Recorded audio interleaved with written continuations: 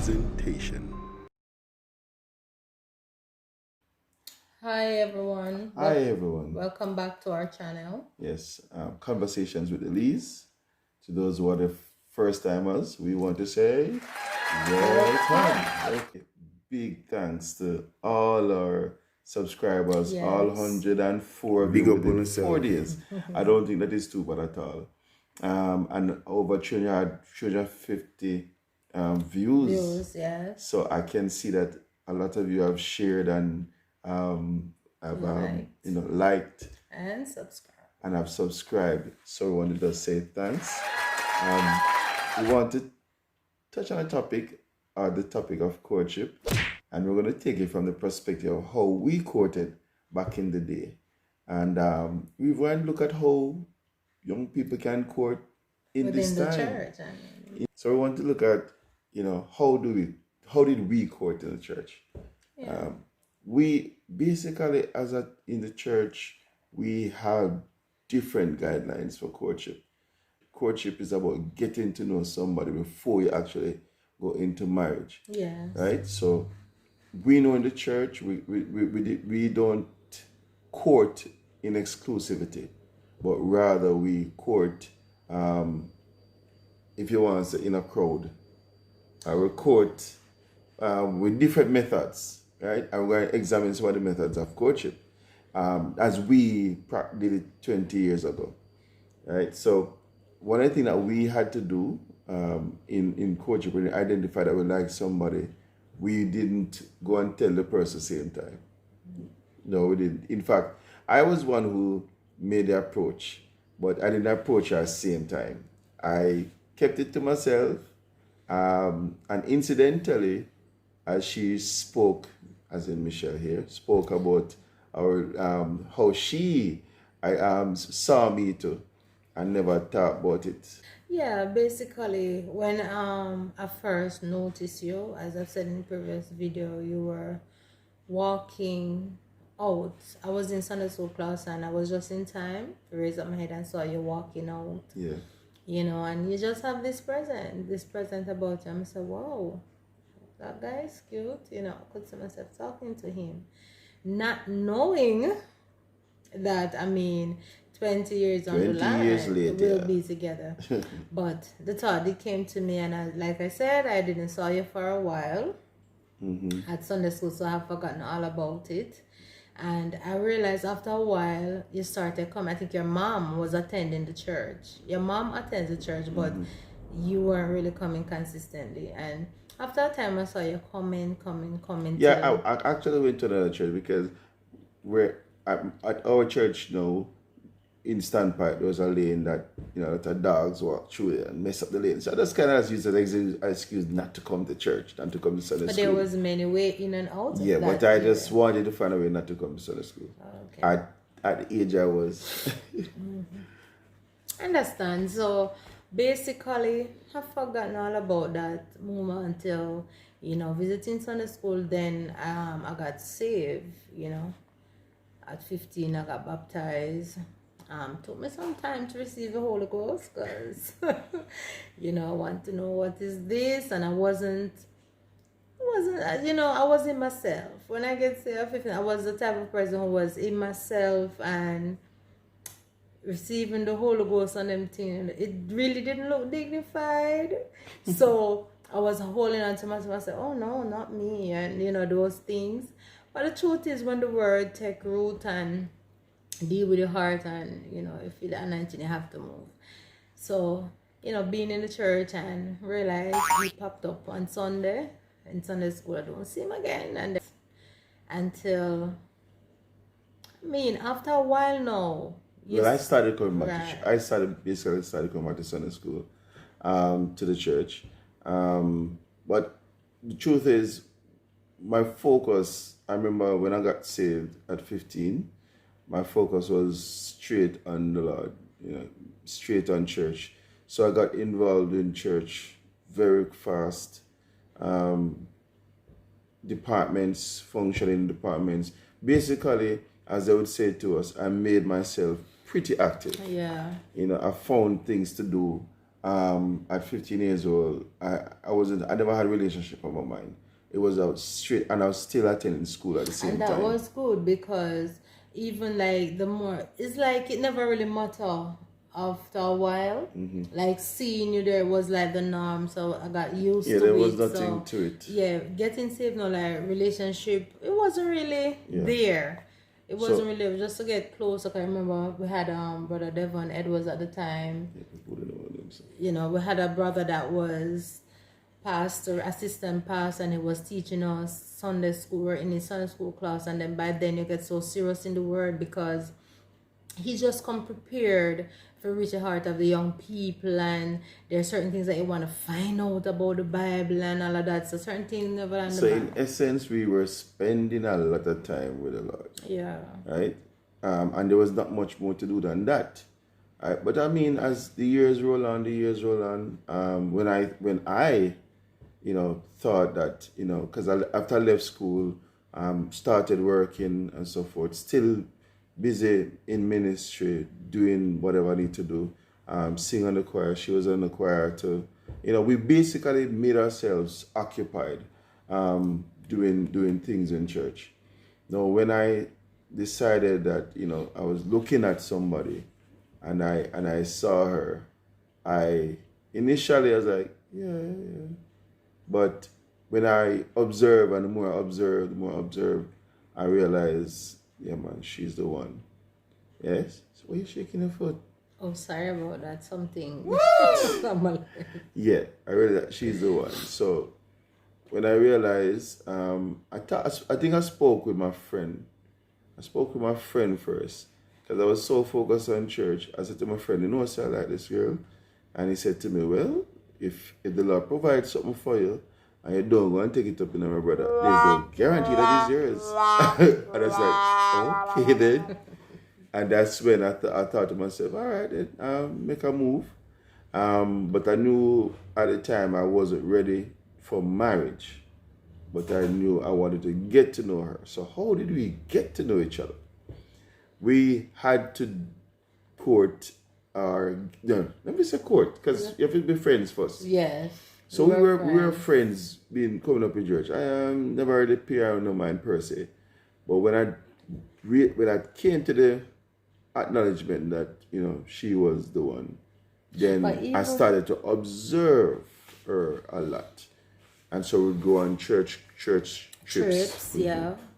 We used to go on church trips in Ochi, and we go to the bath in St. Thomas. Yeah, and we go to Castleton, we picnic, we had sports days, and just we're active. And it's at these events, these gatherings that I would get to know and get to observe, and of course have a little conversation. But the conversation wasn't about I like you, you like me. Just to be in each other's company. It just spark conversation because you want to talk to the person. And there and then it was just innocent conversations. And we were part of the same friends and group of friends. So I mean, there was one friend of ours, she's now deceased, or a friend of ours. God bless her. Who I would tell her, where my thinking is, and she would say, okay, sharing it, and we just have conversation about it and things. But up to that point, Michelle still didn't know that I had intentions, because we were just talking. Yeah. Now, when I was definitely sure now that I wanted to pursue, and based on what my friend tell me, I went and I talked to my pastor. You understand me? And that was one of the things. Yeah, because go ahead. At that time, I didn't know because he didn't approach me. Mm-mm. But I remember I was going to Art Academy at school at the time, and I was coming home one evening because we were friends, just friends. And I saw you and another young lady that you were witnessing to at the top of the road. And I said, did I say good evening? Yeah. And when I come home, I was so upset. So the same friend, Sherna, to God bless her soul, deceased now. I remember, I came in very upset, and, because at one point I was by her home. was living there, and I was so upset, and she don't know me to be the type of person that get upset or anything. And she was like, girl, what happened to you? What happened? I'm saying nothing. So at the time, we used to share the same bed, and up until in the night bedtime I was really upset, and she said, girl, we need to talk now, serious, big and serious, because this is not like you. You're so upset and you don't want to share. So I said, no, the one Cornell now. So what? So she said, what Cornell do? I'm say, there's this young lady that, he's spending his time, but he's trying to win her soul, and she don't interested in the Lord. Seemed to me like, she's more interested into him. And I'm getting so mad and so upset. Because it even surprised me. And I remember Shanette laugh, and I said, what is so funny? And she said, girl, you're in love. I said, oh please, in love what? I said, he's my friend. So she said, with Cornell. I said, no, he's my friend. Cornell said, girl. Shirley. Sorry, Shirley said, girl, you're in love. I said, no, sir. No, I must say 20 no in space of a minute. And I said, really? And she said, yes, why else will you behaving like this and get so upset about Cornell talking to some other random girl, witnessing about the Lord? And I said, really? And, I started to I started to examine myself and say, yeah, why am I so mad about this? It's just my friend. It's not like, say, we're interested in each other like that. And from there on now, I realized that things are really not the same whenever, we're there talking or even in groups. I realized that I'll try to be so careful not to show how I feel, because I really started to develop feelings for him. And by then, I think I was either 19 or 20. I was at 20. No, wherever you were, I was 2 years younger than you. I don't remember, and I think I was 20, either 20 or 21 or something. About 21. Yeah, I think I was 21. And I thought, it's like I started to see it in a different light, because one of the things, because I was 2 years older, I was in the St. Shirley. I said, oh no, I'm 2 years older than him. Oh, please, no. But at the end of the day, when I examined myself, I said, I really started to have feelings. So this is when feelings sketch. Right. And she knew that whatever. So for me, I knew that she was the one, and then I decided, all right, I'm going to approach my pastor. And I told him, and he's, what was it? It was Pastor Kelly. Yeah, Pastor Kelly was there at the time. And he said to me, okay, have you prayed about it? And I said, yes, sir. And so I'll keep praying, and we'll talk some more. Right? And so during this whole time, we just spoke as friends until one day, I think that was we got married in 2000. So it was about 98. 98. Because we started talking probably, more than friends in 1997. Yeah. And I think it was in 1997 1998 thereabout. Yeah. I was, I tell her, yeah, I liked her, and then she was like, hey, you like me, but that don't mean.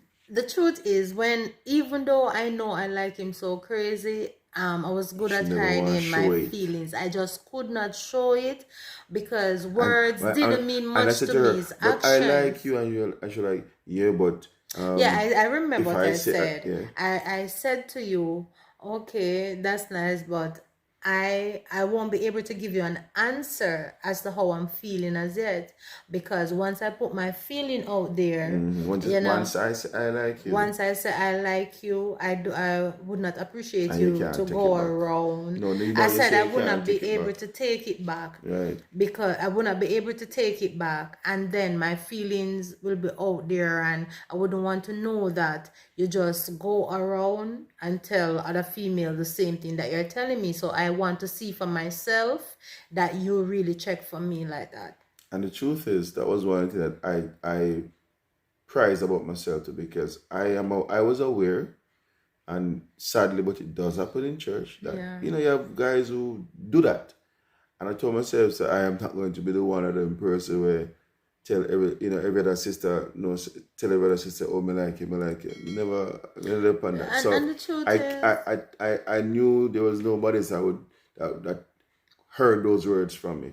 You understand me? It's just, I don't think it was so much about you. It was about me because, you know, when you grew up in the church that early, at age 15, and then you reach the certain age, like 20, 21, it's as if I see myself in a different, like I have this pride, and I'm not It's being much no, about no. It's myself, about but it's I about get what just love. knowing Christ, what it That is does to it. you. I It gives value you self worth. myself. Yeah. I value myself, and knowing that, yes, I going to high school before I got saved at maybe 12, 13, you know, there was somebody that I maybe had a crush on before I got saved. You understand? But it's nothing compared to when you're now a young adult, you know the Lord, and you haven't really been with someone, you know, you have kept that part of your side. Yeah, in high school you may have a, oh, I like him, or a boyfriend or whatever, but when you I haven't gone the way, haven't gone the way, And committed and to to, you nobody and understand, give like up that. the You cookie, as they would understand? say. Yeah, I haven't been with anybody intimately like that. So it's like I got this pride and this value, so I say, I'm not willing to put myself out there so easy, and then it go nowhere. Yeah. You understand? So it wasn't so much about him. It's not that he was an awful person or he was a player. No, it's just that I want to make sure I want to be sure that you weren't just feeling something, and So I really hide my feelings for a while. she knew then that I was serious. Yeah. And so we began to communicate a little bit more. More, yes. Back in the day, you guys have cell phone, or Yeah, it wasn't without challenge. People have trust cellular me. phone now, It and was- people have WhatsApp and stuff. Back in the day, my cell phone was the people telephone box. booth outside. Telephone booth. Literally, the people telephone Oh booth. my God.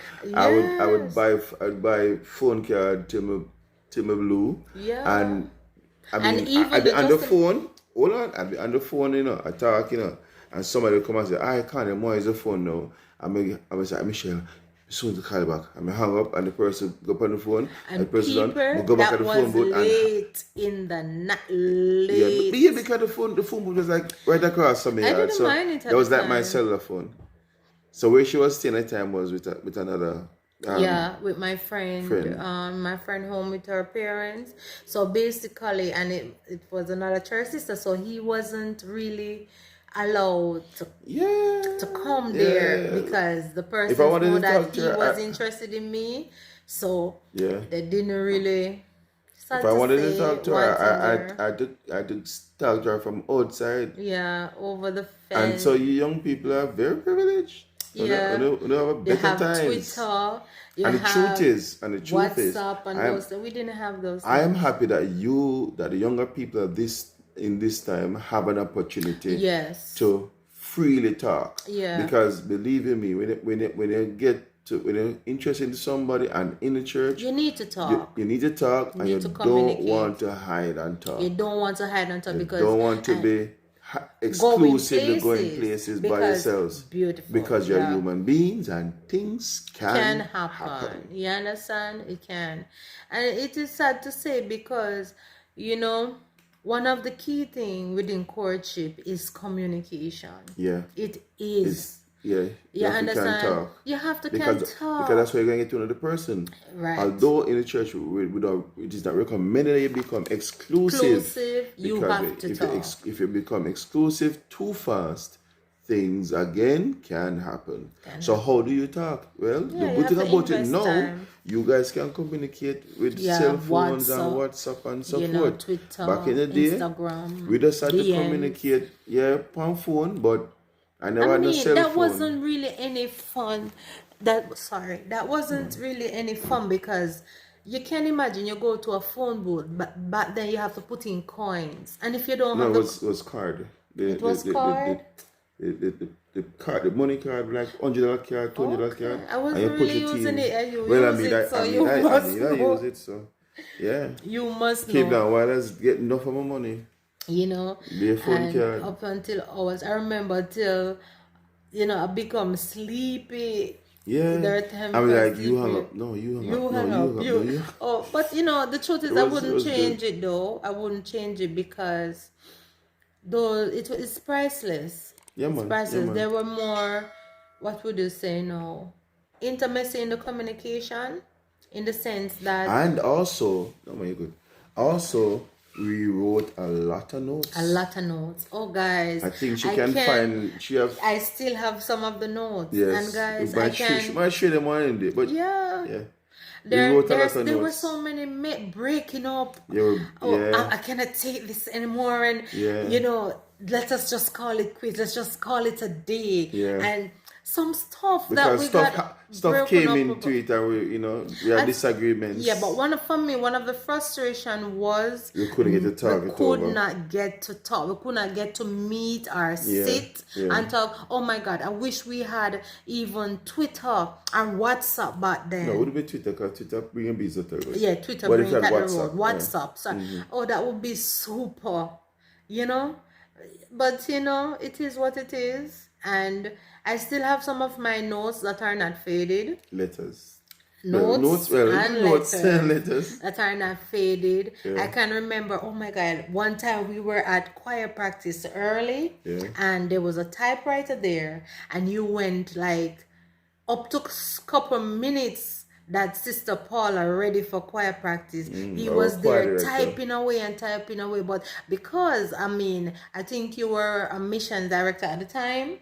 I was in the missions committee. Something at the time. So I used to eyes and do like but I had no idea that he was there typing me a note, because we weren't able. Because by the time choir practice was supposed to let over, then he would have to be on his way home and me on my way home. And even though we lived in the same community, weren't allowed to stop and talk and whatever, so he had to slip me the note within choir practice that he was there typing the few words. And for me this day, it is priceless. It is, because the effort and the thought I went into it, so I was pretty cool.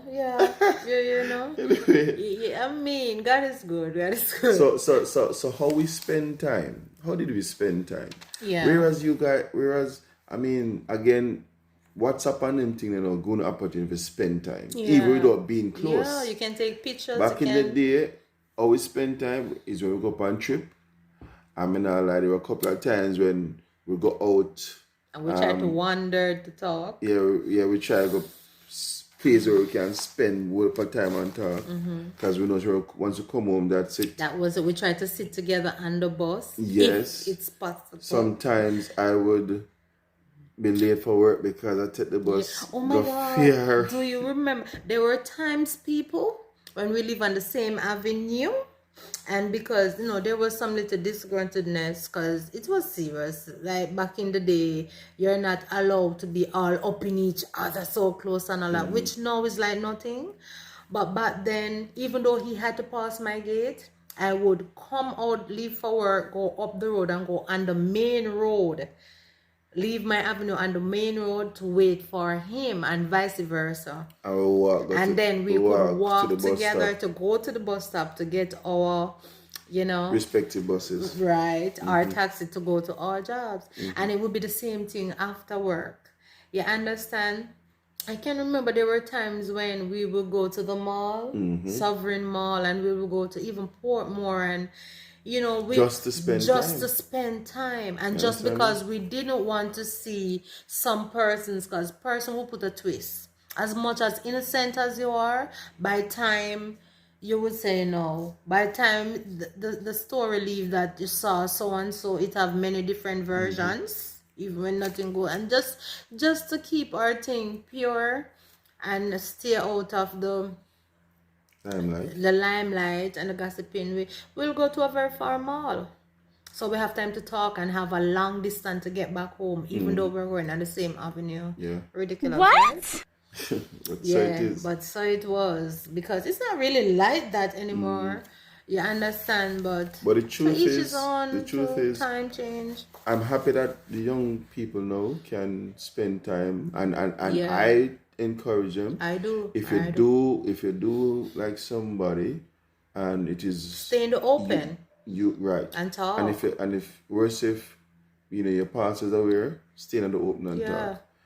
stay in a churchyard and talk. Yeah, try not to go in a secluded place because that work things against you. can happen when you go into quiet and lonely places, or things can happen. Be transparent. So you want to try and as much as you can. Basically. And the truth is, when this gets close, it is a decision that you guys have made that is going to happen. Yeah. You have to take responsibility for one another. Yes. Yeah. Take responsibility for one another. If it is that, I mean, you're a human being, you have feelings. So if at some point you may have your feelings may higher than some, somebody will say, no, we can't. You can't. You understand me? And that's why it is not advised to be too much alone. Right. Because you have feelings. Yeah. Right? And when put pressure upon you or put pressure upon her to not allow things to go farther than it should. You understand me? So it's important to spend time, but spend time in a way that don't put pressure upon one another. Not to say you cannot trust yourself, but you can only trust yourself up to a point. It works if the feeling is mutual, which most of the time it is. Yeah. You understand? But the other part of it is this, why shouldn't you go exclusively quickly?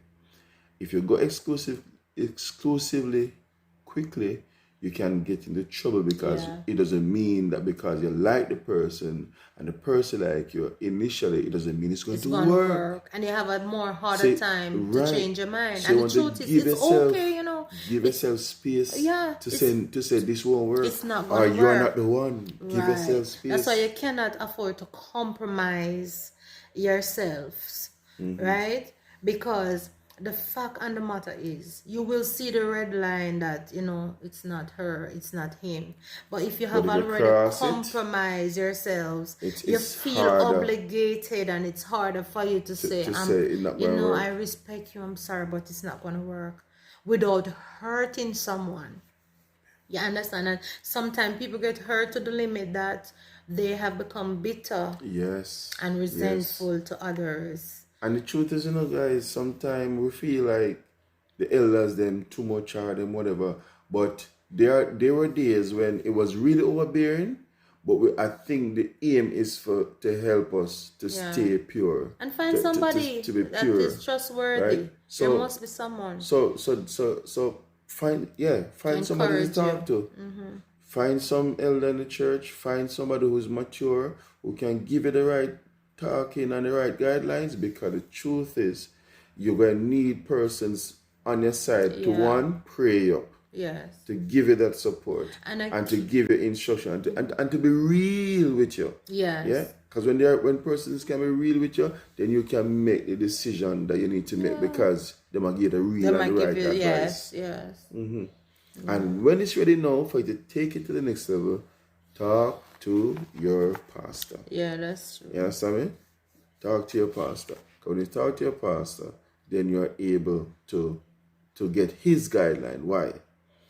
Your pastor or the elder, whoever, would know things that you don't know. And basically that is when it's serious. When it's getting serious, because a person can pretend, and they can only pretend up to so far.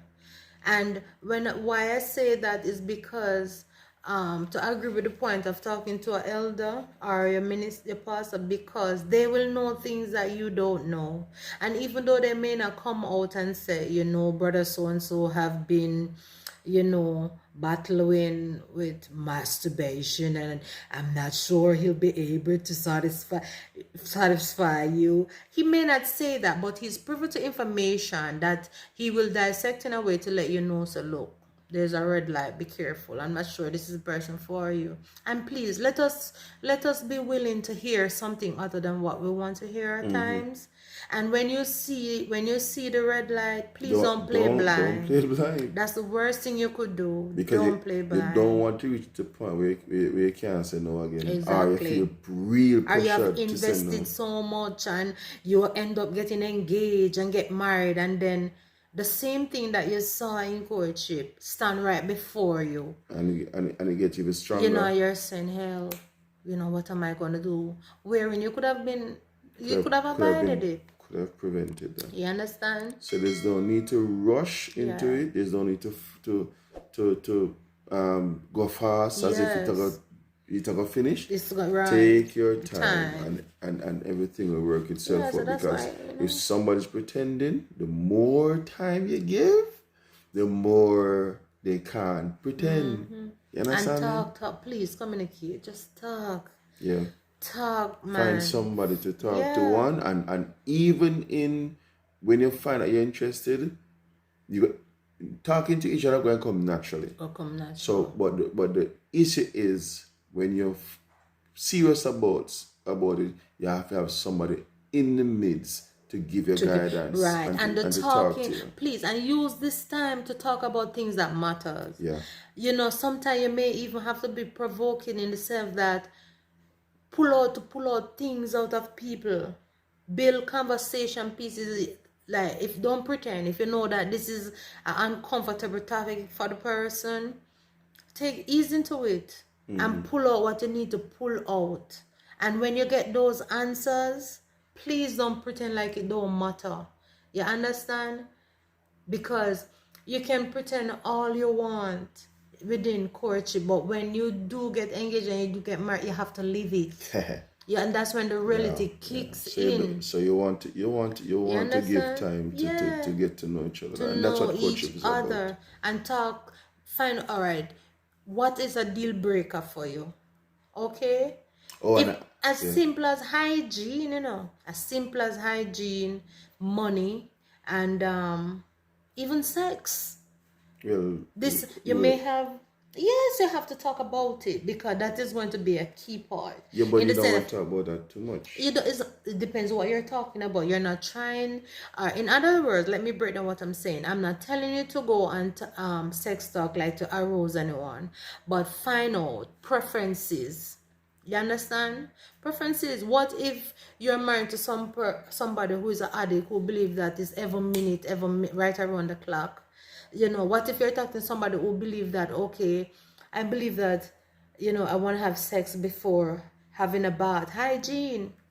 You understand? What if you're the type of person, as simple as it is, you cannot kiss an individual without their teeth or their mouth have been cleansed? You understand me? So some simple little things I will laugh off. It may offend people down the road, and some simple little things build resentment as you go along with them. As simple as it sounds. And I guess being real is what it is. Being real. And that's what I'm saying with the pretense. Nobody, all right, the truth is, you as an individual, you must have a level of understanding and openness and know how to break down things and when to bring it into. Getting married to somebody is for a lifetime, and unless the person die or you die, it's for a lifetime. It's forever. So you want to ensure that you get to know as much as you can and be real. It doesn't make you pretend. If you're really serious with the person, just be real. Let the person see what it is for what it is. And if they can accept it, they can. They can. It's as simple as... You can walk away and you're still brothers, you're still sisters, you're still friends. And life goes on. It's like when I was a teenager, I used to hear this saying amongst the adults. You have people, and it's a joke. It's a big joke among people, but it's a serious thing. People say to their wives, "Oh, honey, move your little feet out of the way." When you're courting, but as you get married, they say, "Want to woman, you move your hoof, a big old jackfoot hoof." You understand? Because I get married now, and then the realness come, but it comes with a cost. You understand? So as simple as it sounds, just be transparent as you can in courtship. So that is how we did it, and so we're going to be taking on some other topics. Yes. But for now, we hope you'd have learned and heard something that would help you. There's something that came out to memory that I wanted to say. Another thing, this is mostly for the ladies. I can remember Pastor Kelly back in the day used to say to us as young ladies, when you're on courtship, please remember to have something called your vex money. right? In the sense that you have your money that you didn't plan to touch, because if somebody's taking you out, they should You must treat spend the you money. and spend their money. But however, if the date or The night the night whatever turns sour, like, for yourself. you know, the big man decides my He wants more girl, than you can give. more right now, you know, if you Yeah, feel you such have a way a till taxi fare. when I know you reach home, because you have to You give it sleep. You know, sleep here with me or whatever you Yeah, are, but whatever. sleep Or if where he it must be a listen, restaurant, say, couldn't sleep with exactly. me. But it can be that the person is Wants the drive. more than you can He give. wants more than you can give. So if you're not up to it, you'll have your money that you didn't really plan to spend, so you can jump into a taxi and find your sweet way home. Yeah. Nothing is wrong with that. Yeah. So again, we hope you learned something. We'll have some more conversations. And so remember to like, share, and subscribe. Please like up the video. Do not leave. Do not go and don't like the video. Yes, you must. And if you're first time, welcome. First time I'm watching our channel, welcome. And please remember to subscribe. Yes. So, bye-bye. Bye. See you on the other side.